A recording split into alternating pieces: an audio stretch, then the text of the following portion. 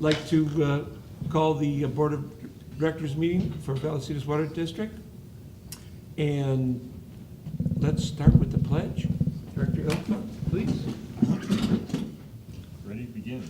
I pledge allegiance to the flag of the United States of America and to the republic for which it stands, one nation, under God, indivisible, with liberty and justice for all. Roll call, Diane? Here. Present. Here. Here. Entertain a motion to adopt the agenda? So moved. Second. All in favor? Aye. Opposed? Very good. Thank you very much. Presentations. All right, coming over to me, I think. All right, Take it. so tonight's a special night. We get a chance to recognize one of our very special employees. So Dawn McDougall, she's sitting in the back. Wave your hand back there, Dawn. Like we don't She's our know her. wastewater treatment plant supervisor down at the Meadowlark Reclamation Facility, and she's responsible for all wastewater treatment and recycled water production activities that take place down there. She's been in that capacity for 18 years now. That's a long time in that capacity, and she's been with the district for 28 years. So I think that puts her in the top 5 of longevity for current employees. So that's pretty special. That's a cool accomplishment. And so we all value her contributions here tremendously, and we know what a great professional she is here. And recently, the Premier Wastewater Treatment Association in the state of California agreed with us. So that was kind of cool. So back on January 27th, along with several of her coworkers, some of whom are in attendance today, Dawn attended the awards ceremony, awards dinner for the San Diego chapter of the California Water Environment Association. And at that function, Dawn was selected as the Supervisor of the Year for wastewater treatment plants in San Diego County. That's an awesome honor, and it's well-deserved. So if we can have a round of applause. Yes.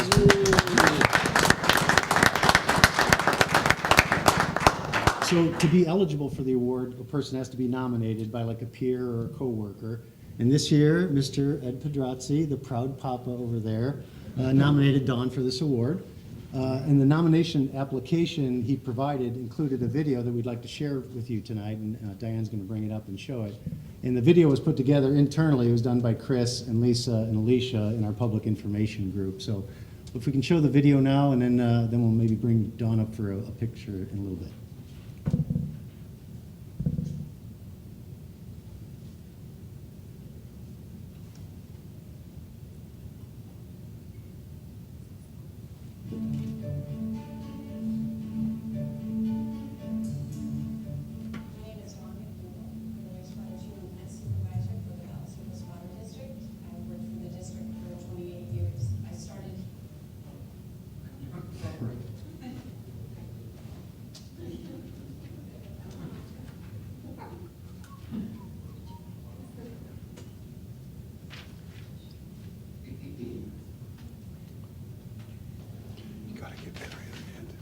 Yeah. Did we pay our internet bill? Yeah. Sometimes it takes a while. Enhanced high speed.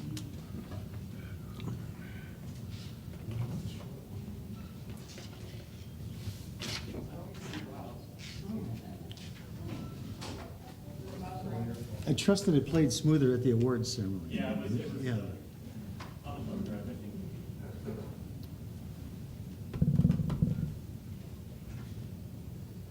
A little disappointing because there's beer served at that. Yeah, I'm sorry, we should Yeah. let you know. John,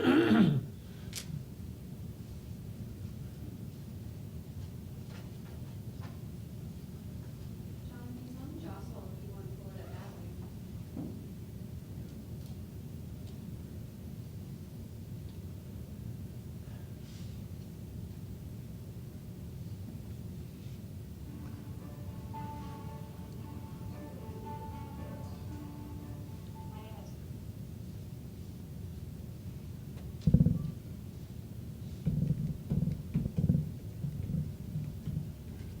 Ed, can you do a soft shoe? There you go. This exact thing happened on Tuesday night at the school board meeting too, so don't feel bad. Yeah. Not the same presentation, but a different one.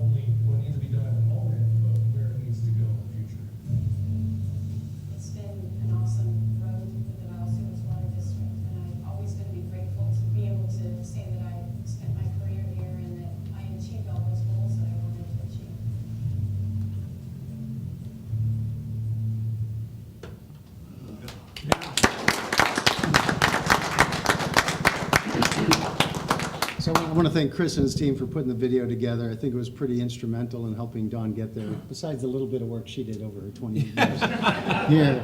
And Ed, thank you for nominating her. That was really nice. And thanks for the crews to come out and join her tonight. But most of all, I want to recognize Dawn. It's Absolutely. an awesome accomplishment and a well-deserved award. In winning the award at the San Diego County level makes her eligible for the statewide competition. So she will be considered for the Supervisor of the Year for the state of California. There's 16 other sections, so it's San Diego and 16 others. So I'm sure she's going to have pretty stiff competition up there. But in our hearts, we know she's already the winner. So Absolutely. So that's pretty good. The Supervisor of the Year award will be announced at the CWEA annual conference in Sacramento. And that conference will culminate with the awards luncheon that takes place on Friday, April 20th. And Ed and Dawn will both be at the conference this year, and they'll both be attending the awards luncheon. Dawn, thanks for all your hard work. You've been awesome here, and thanks for putting yourself and the district in such a good light, because not only it reflects well on you, but I think it reflects really well in the district to have such capable employees that work here. You're a consummate professional. Everything I hear, you do a great job. I'm proud to have you on the staff, and that's really important. And it's really good to see you be recognized for all your hard work. So it's awesome that the CWEA has this program and that you've gotten so far in this. So I'd like you to come down up here, and I'd like to invite the board members to come down and maybe take a group photo right in here. I don't know the best place to put them. Chris, I'll let you arrange them. So.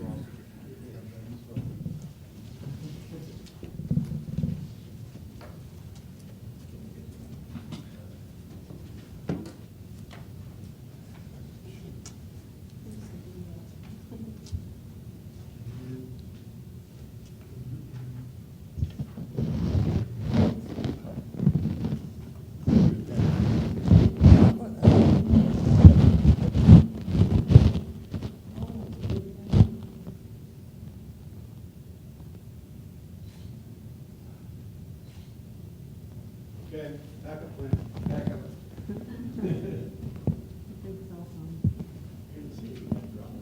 You know, yeah.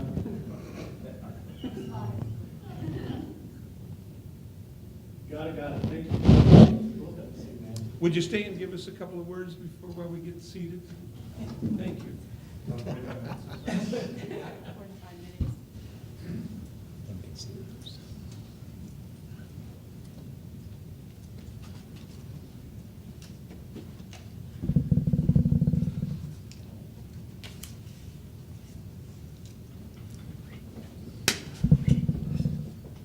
I want to thank everybody. I mean, all the support I've had over the years.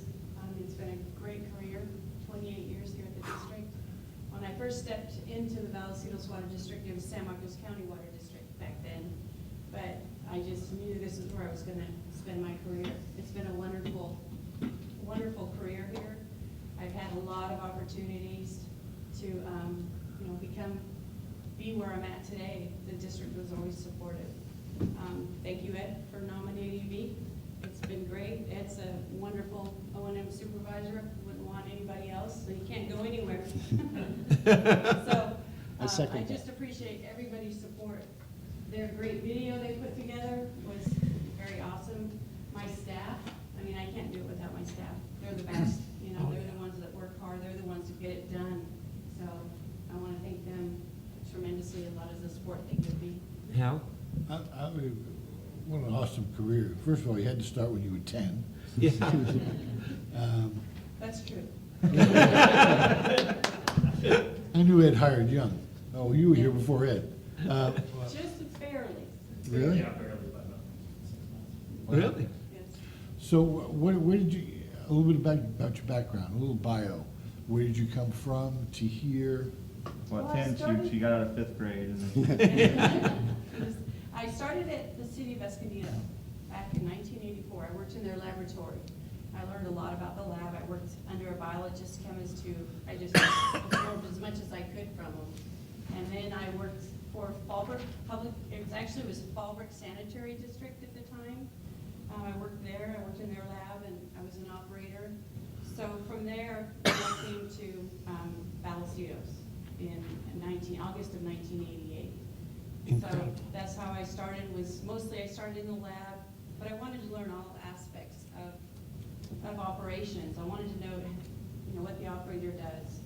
I wanted to know, what the laboratory, all the testing, so I'd understand it all. And I also, when I came to the district, I worked in the source control department. So we went out and did all the monitoring of all the industries in the area, and then kind of went into the lab, and then again, operations. So I just wanted, like I said, have a full understanding of how everything worked. So, And we can be guaranteed you're going to be around for another 28 years? I don't think my husband would like that. We don't much care. No, I hope to, I don't know when I'm gonna retire. Oh, It's good. gonna be tough. I'm gonna tell you, it's gonna be very tough to retire because I do enjoy my work. I enjoy working with my staff and, all the O&M, everybody at this district. Yeah. It's been a great career. So it's gonna be a tough decision Well- to leave. Well, congratulations, Well, and thank you. well deserved, and we know, and we've seen you here and been over to the plant and everything.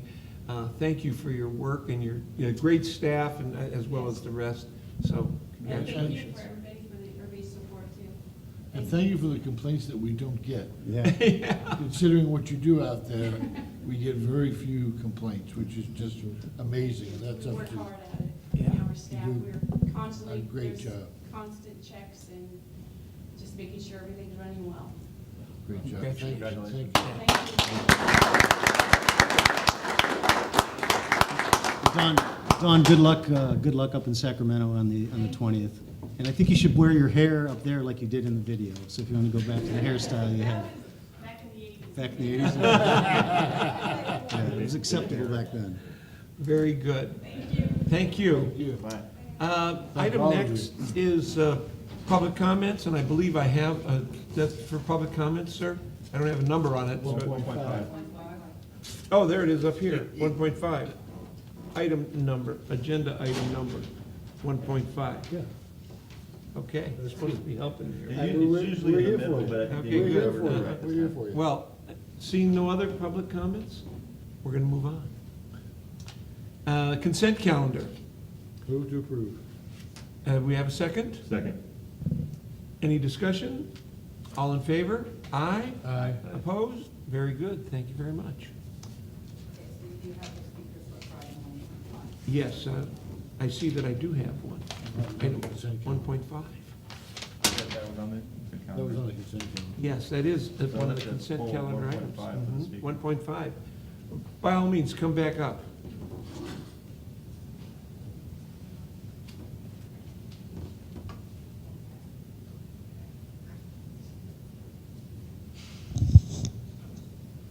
Mike Hunsaker, 115 Equestrian Court. I'd like to thank staff on this particular item for reporting the detail that it did, namely the number of units that were being proposed, the fees that have been paid, and the size of the piping. This has not been reported very consistently. And in some areas, there's no mention of these details whatsoever. In this case, there are single-family dwellings. Everything balances and comes up. But the planning documents that were provided in one of the committee meetings showed great discrepancies at times where sewer EDUs and water EDUs didn't match up. And I've been looking to see what is the definition of an apartment EDU. And I've seen quite a few different numbers, but the ordinances really don't spell out what is a water EDU. That makes it even more important to start putting this detail in the agendas and in the board packets so that these discrepancies, apparent discrepancies, can be explained. So what is an apartment EDU, and why does the internal documents use EDUs for sewer and water consumption based figures for sewer waste treatment. Thank you. Very good. Moving on, item 2.1, proposed revision to the purchasing policy. Okay, I'll take that one. So the purpose of item 2.1, it's a proposed policy modification that it's intended to clarify, provide clarity regarding the application of purchase of items already approved in the budget. So the changes proposed would also increase the efficiency of procuring these items. So oftentimes, we find out that items that are required to be purchased in the current budget year have already been included in the budget, and that budget document has been approved by the board. And depending on one's interpretation of the current resolution, which is resolution number 1484, and that establishes the district's purchasing policies and procedures, it may be required to bring that same item back to the board when the purchase is actually made. Section 2.4 of the policy states that, and this is a quote, "Purchases of materials, equipment, inventory, capital items, professional services, or construction above $50,000 shall be presented to the board of directors for approval." So an example may be, say, like the purchase of a dump truck. It may have been approved in the budget. Let's say we budgeted $75,000. The budget's approved, and then several months later, we go buy the item. And if it's less than $75,000, my recommendation would be that that item no longer comes back before the board. It's already been approved in the budget. So, and I think that would streamline things. So you have information in your board package, but you also have a handout in front of you. So there is a suggested revision to the proposed changes to the resolution from what was included in the board package. And if I can direct your attention to that. So the current policy already has sections that pertain to professional services and construction contracts. So I would suggest that these two items be stricken from the proposed language modifications in section 2.4. So if you go to section, the handout that's on your table, go to page 3, section 2.4, you'll see that there's the purple underlined is the modifications. I'm suggesting that we remove the words professional services or construction. So it would then read, purchases of materials, equipment, inventory, and capital items above $50,000 and not approved in the current fiscal year's budget shall be presented to the board of directors for approval. So what that means is that you will still see all professional services and construction contracts above $50,000, even if an item was approved in the budget. But for more routine items, like a dump truck purchase or chemicals or parts, you won't see it again because it was approved in the budget. Those are less, I'd say, controversial, less potential for pushback or anything. So I think it's a move that will clarify the code, and it will also streamline our operations. So with that, I'd be happy to take any questions that the board may have. Yes, sir. Move to approve item 2.1, resolution 1484. Is there a second? Second.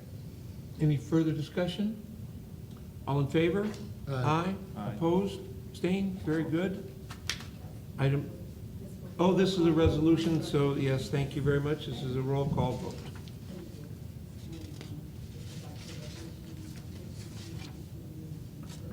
Director Oliver? Yes.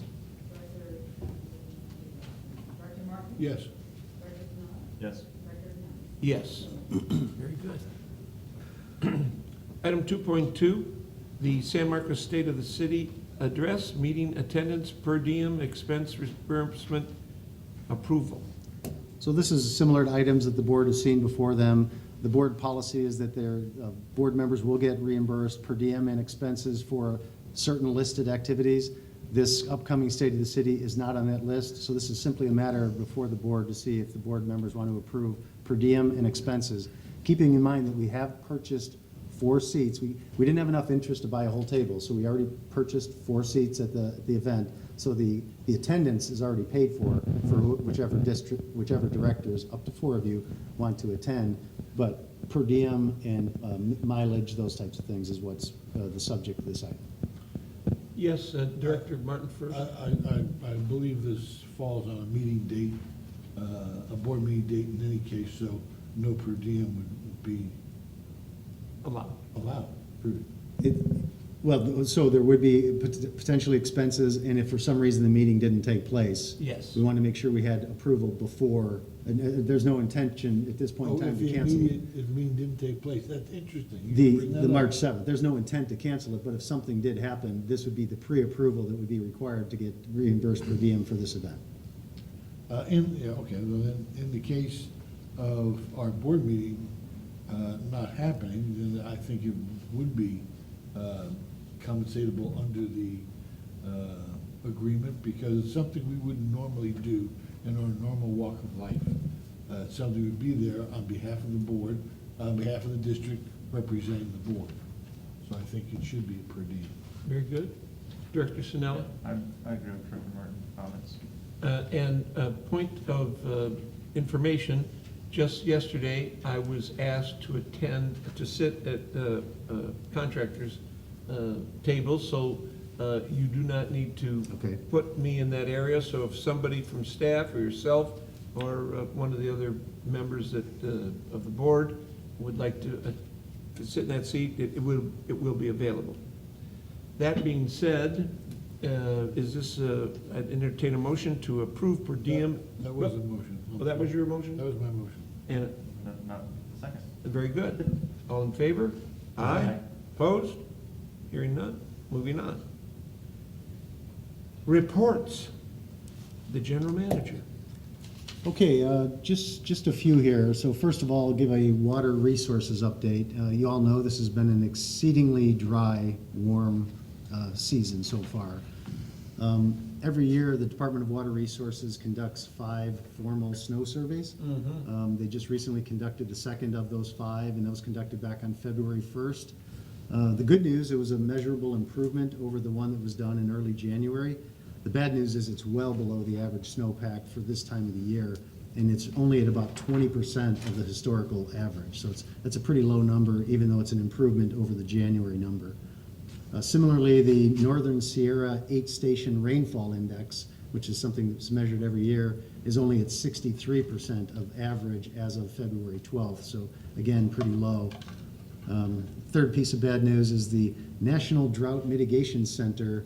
They publish a map statewide that shows how much of California is under certain conditions, and they show that 80% of California is under abnormally dry conditions. So those are all on the bad side. But on the brighter side, the Department of Water Resources did report that the statewide surface water storage in the reservoirs is at 24.7 million acre feet, and that's actually over the historical average. It's 106% of the historical average. So last year's wet conditions allowed us to refill these reservoirs that had been down, and that's how storage is supposed to work. You build the storage so that when you have surplus water, you can put it away for the droughts that are bound to follow. So that's why new reservoir storage is really important. But so the system is operating as it's supposed to, and that's good news. Another little bit of good news is that the Bureau of Reclamation, they operate the Colorado River system and the releases from Lake Mead and Lake Powell. And they said they do not project any Colorado River shortages in calendar year 18. So they think they'll be able to deliver the water that they had intended to. But because of the dry conditions, the chance of a shortage possibility in 2019 has increased. It used to be 15% chance of a shortage predicted back in August of 2017. Now it's gone up to a 17% chance. So slight increase, but an increased chance of shortages of deliveries from the Colorado River system. And lastly, and more locally, Diamond Valley Reservoir, which is owned by Metropolitan, they put 143,000 acre feet of additional storage in last year compared to the year before. So locally, we have more water supplies available. You'll hear, I can almost guarantee you're going to hear more and more about drought and restrictions and water supply curtailment. But you need to rest assured that the planning that has taken place at both the local and the regional level, we've done what we needed to do to prepare this region. Even though it's not raining, we have adequate water supplies. I see a questioning look by Director Martin. Oh, yeah, I did have a question. You know, last year I found myself in a real predicament because last year the sky is falling, we're out of water, we're gonna die. Turned out We were dumping good water back into reservoirs, into the ocean. We in San Diego had more water than we needed. Our credibility was really hurt, I believe. I hope before the same thing happens this year, that's always wise to conserve water, but before I'm gonna be out pounding drums saying we're out of water, I really have to know we're out of water. I mean, I thought it was a real black eye last year at the end of that drought when we showed we were dumping water because we had more than we needed. So one thing I will say, as an industry, I think we need to get better at distinguishing between droughts and water supply shortages. So droughts are when it's not raining and not snowing. Water supply shortages is when you don't have enough water to deliver to your customers. And there's very different things. So if you do proper planning and you build the reservoirs and you get the storage and you put the water in there and you have a drought, you can have a drought and have plenty of water. And I think what really caused the problems in the past is when the government the state of California makes certain declarations about mandatory curtailment, even when you have adequate water supplies. So it does stretch the credibility of an organization when you tell your customers to cut back and you've got full reservoirs and plenty of supplies. And that was brought up at the seminar, water reuse seminar, by our good friend from Valley Center, Gary Arant, that, we are not getting the credit due that we should from the state when they do these blanket curtailments. And I asked him boldly, I said, so when do we start the rebellion? And he shook his head and said, probably not. Yeah. But, yeah, that's the issue, that we need to separate the two. Because, quite frankly, and I take full blame for the drought this year, because I've got a paving project that I'm trying to get done, and I don't want it to rain, so I'll blame me. But this is the norm. This is the new normal, and we need to beat that drum as many times as we can so everybody understands that this is the new normal. Sorry.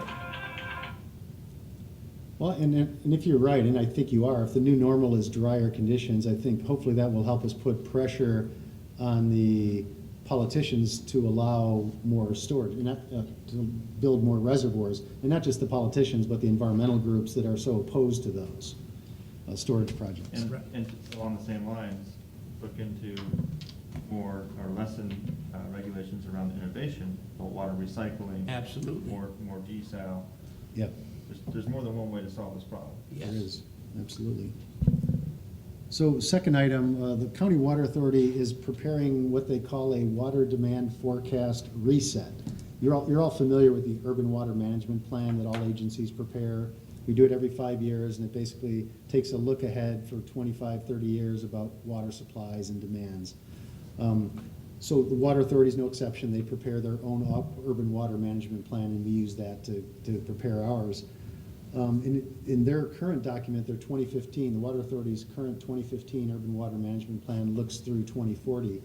But based on a lot of factors like changing hydrology, mandated conservation, previous drought declarations, and changing behaviors, the Water Authority realizes that they're not even coming close to the amounts of demand that they predicted in their 2015. So they're resetting the curve, and they're basically taking the curve that was up here and they're moving it down. And for the next 40 years, well, from I guess 25 years out to 2040, they're predicting on an annual basis demands that are about 10% less than what they had predicted in their 2015. So I'm not saying that's neither good nor bad, but it's something that they feel is an appropriate action to take. Those numbers are important because when you look at those numbers, they help determine sizing of future facilities, timing of needed facilities. It helps in their long-range rate forecast, how much water are we going to sell or not sell. So they're important documents.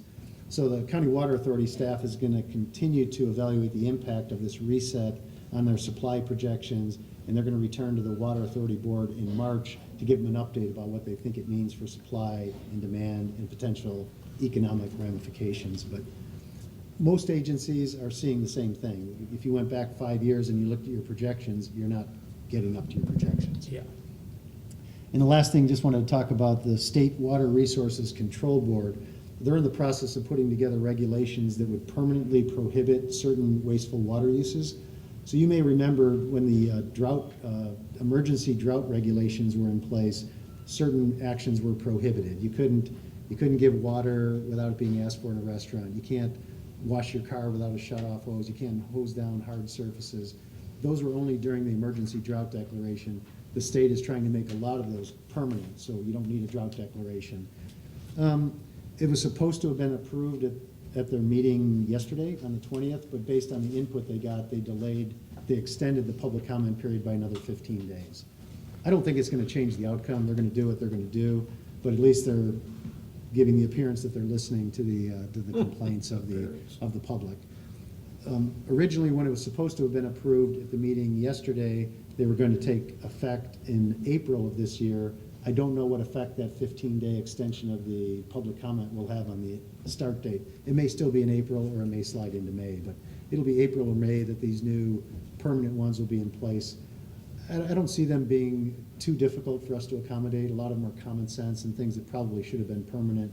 There are some agencies that have concern about restrictions and curtailment of the use of recycled water.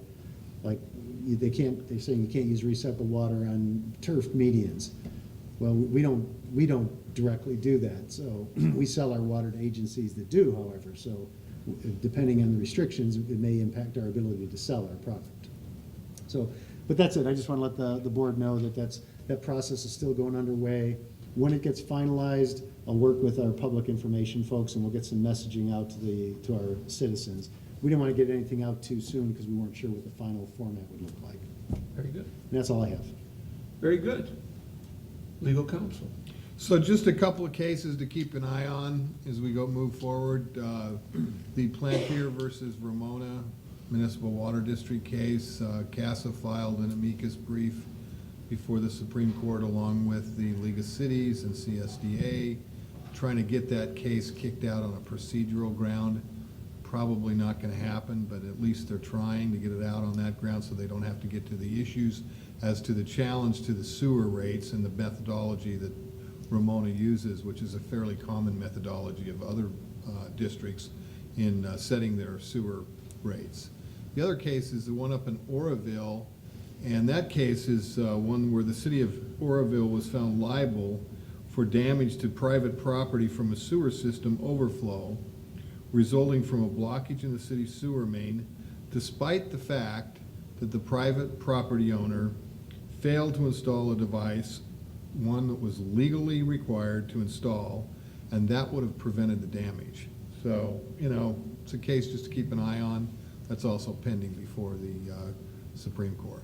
That's all I have. Very good. Anything for the Water Authority? I know our person is not here. Encina Wastewater Authority, we had a capital improvement committee today, and moving ahead with the $11 million refurbishment, and although it's a bit behind, about a year behind in the doing, part of that is because of a bankruptcy on the covers that go over the tanks that years ago were just open. They were replacing those. That's got resolved. They've expanded more, and they're gonna work through that. The other thing that was kind of interesting to me was this is so classic. They're coating their equipment out there because of the adverse effects of the plant itself, but also the ocean. So they asked the engineering company, would they do, what proposal price would they charge for an assessment? The engineering company came back for $120,000. And of course, we all said we could quote a lot of stuff for $120,000. So they went back around and talked to some of the suppliers. One of the suppliers who we have worked with said, well, we'll do that for $2,000, and if we're the selected bidder, it'll be part of our project. So obviously, we're going ahead with the assessment, and then we'll put that out to bid. The other interesting thing that came up relative to water and recycling, you understand we have the acreage to our south, and next month, we're gonna finally get the report as to what a reclamation facility, what it looked like, how big it's gonna be, how much it may cost, although it may be 10 or 20 years down the road before it happens.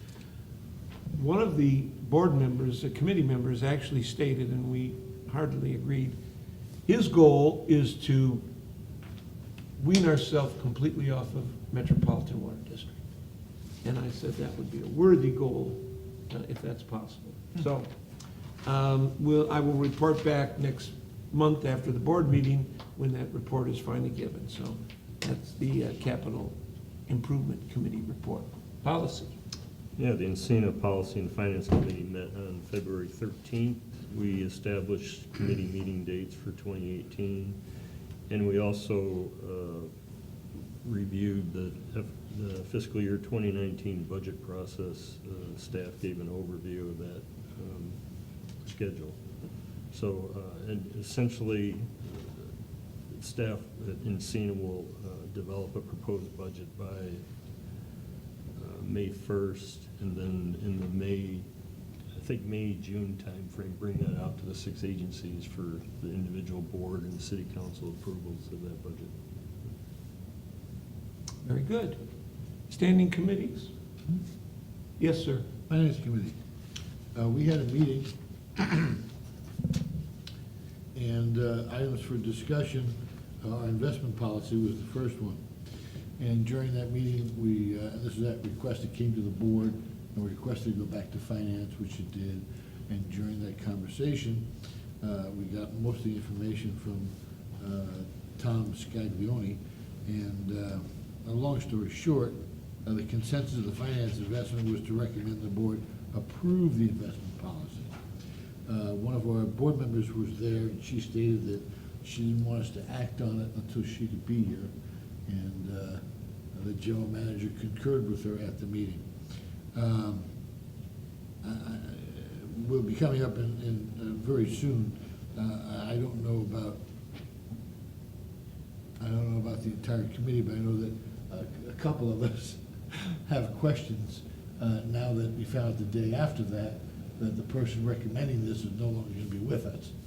A question of whether we should wait until the person who's doing it or the company who does it comes in before we make the changes, because they might have other suggestions that are more appropriate for us.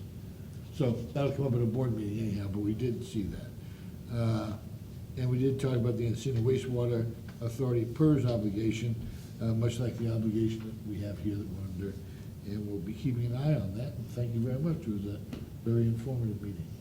If I could maybe just add a little bit of information. So on the March 7th meeting, we're going to bring an item that's kind of coupled together. It's going to be two things. One is consideration of the policy, investment policy, as Director Martin was just talking about, but it's also to bring forward a recommendation for award for the firm that would be doing the investment for us. So it'll kind of be a coupled item. So, but if the board would like to see that package in any way different, I'd be happy to entertain any thoughts. Very good.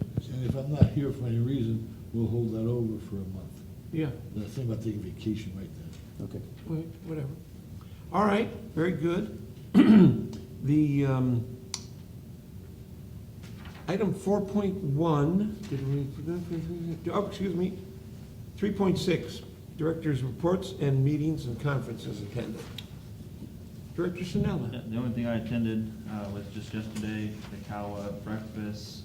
I think all 4 of us were there, so I won't give you a real long report, but there was a presentation by Eric Larson from the Farm Bureau, and I think we've seen different variations of that presentation a number of different times, but it's always of interest. Director Martin. I have a few. Our last board meeting was the 17th of January, and since that time, I was at CASA, who's using their winter conference, was Plan for the Best, Prepare for the Rest. And this was at Palm Springs Hilton. It was very interesting. What I really did like about it, the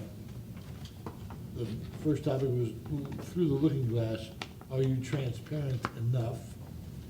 And then the wastewater assets, you can't operate without reputation and branding. Stormwater diversion, which, interesting, we don't have to deal with it right now. And quite a few other things. So it was a very worthwhile sessions. If anyone has any questions, please ask me. And then Cal DSAL had its annual, and I believe it is the first one any of us have attended. I really felt good attending this, because with all the programs we go to about water reuse, indirect, direct, is the next great thing. I mean, I realize there's a lot of companies out there that are promoting it because they make all the parts and pipes to do this. And you don't see as much about desal, because there aren't as many companies that do it. Only 2 or 3, besides being the big gun. But they did talk about what they do inland as well, which is salt from the Colorado River. But a lot of the projects going on right now are, I have a list of them here, I know I do. Monterey is under construction. Santa Barbara is actually running right now. Monterey is under construction. West Basin is under construction. Huntington Beach is still going through the process. And South Coast, that's Newport and San Clemente, South Coast area. Doheny is looking into it very heavily. So there are a lot of people that are really looking into this, realizing that that truly is a source of new water. And we have lots of it. We have an endless supply of that water. And suddenly the realization, if all the coast starts taking its water needs from the ocean, that frees up the other water. And it really changes the debacle totally of San Francisco. It makes a huge change. And you can build these things really big. And the question was brought up about San Onofre, what a perfect location for a mega. It's on federal property. It already has infall, outfall, it has all of that. And then, my own theory, this comes from the Jim Hernandez book of theories, Fantasy. is right now we have massive global warming and billions of gallons a day are being dumped into our good salt seawater that is all fresh water. Therefore, it's diluting the seawater. Well, darn it, I want to save our whales. And they need seawater, not fresh water. So the more desal plants that we can make, the more salt we can put back in the ocean, it'll balance out all that bad fresh water going into our, that's straight from Jim. Yeah. So, very good, it's very, very interesting.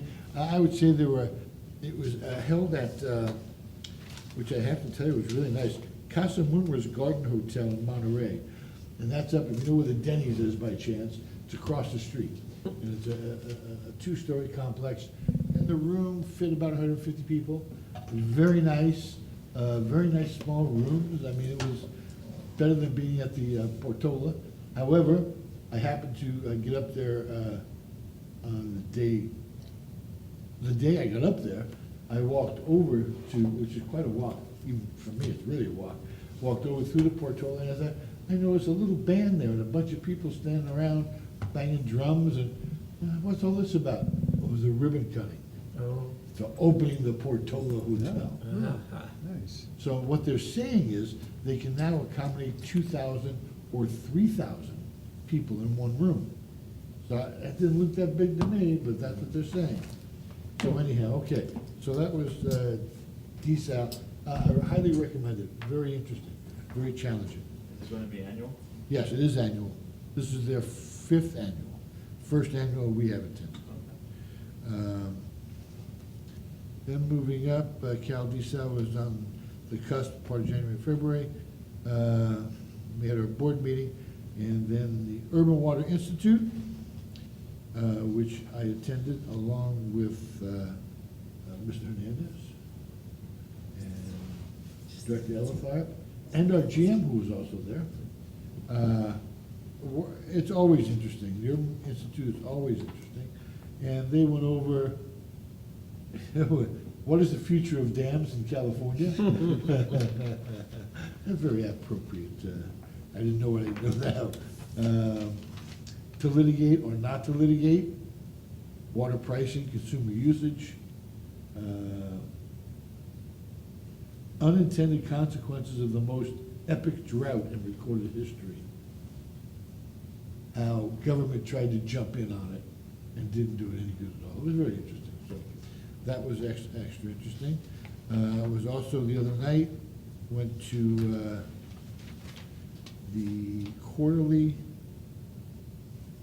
as CSDA's quarterly, where I found out we're still not getting our platinum because somebody's missing something. So we could look into that. We'd like to get our platinum rating back. I keep bringing that up, it just doesn't happen. We'll talk about that.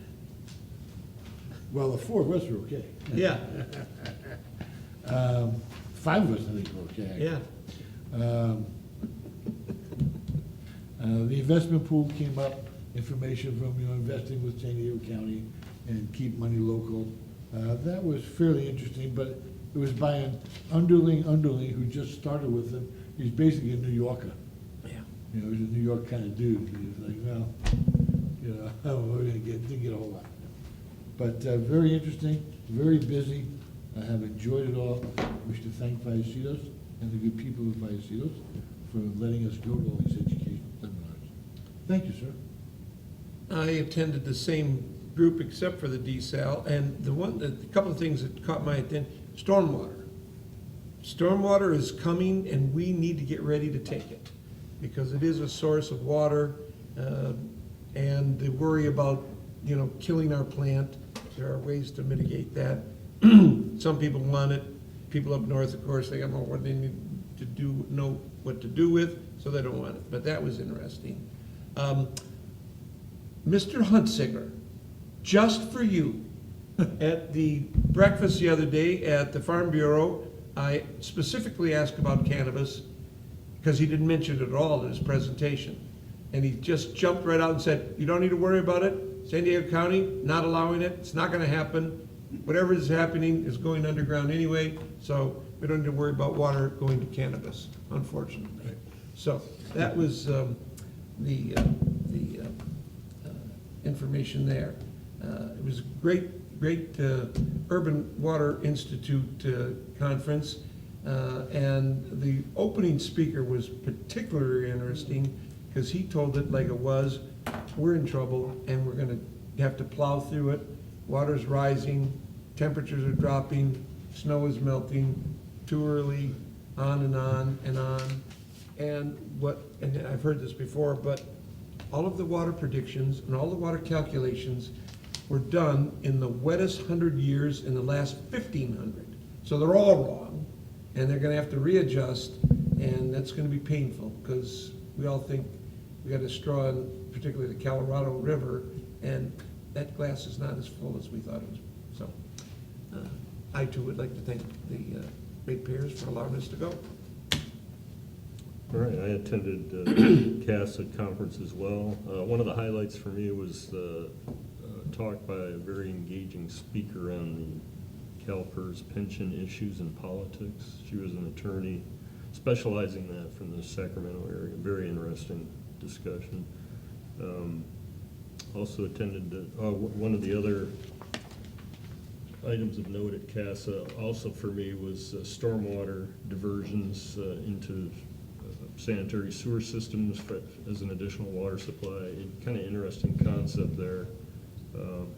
And then the third item that was a highlight for me was reputation and branding for wastewater agencies, particularly since we're members of Encina. I thought that was a very appropriate discussion. Urban Water Institute Conference. One of the things I noted was the item that Director Martin mentioned, the future of dams in California, that they discussed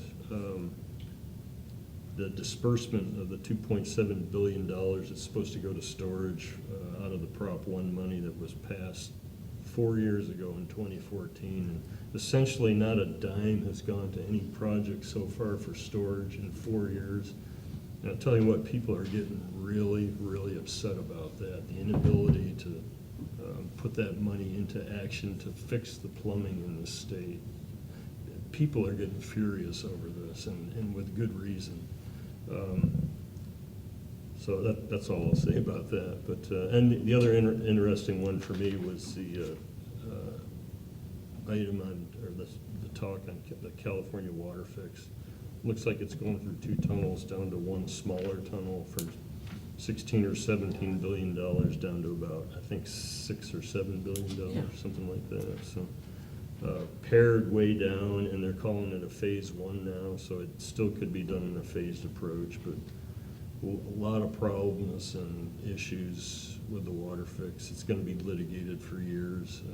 Still no federal participation for the CVP, which is causing problems for those agencies. They can't go it alone and foot the bill, so it's making it just that much more expensive for everybody else in the state, so kind of gloom and doom there, but yeah, the other good talk at the Urban Water Institute was conservation being a way of life and who's really in charge, and, you know, is it still under local control, or is it gonna be in the future, is it gonna be a bunch of state mandates from the State Water Board, issues like that. That was kind of led by Senator Bob Hertzberg, who's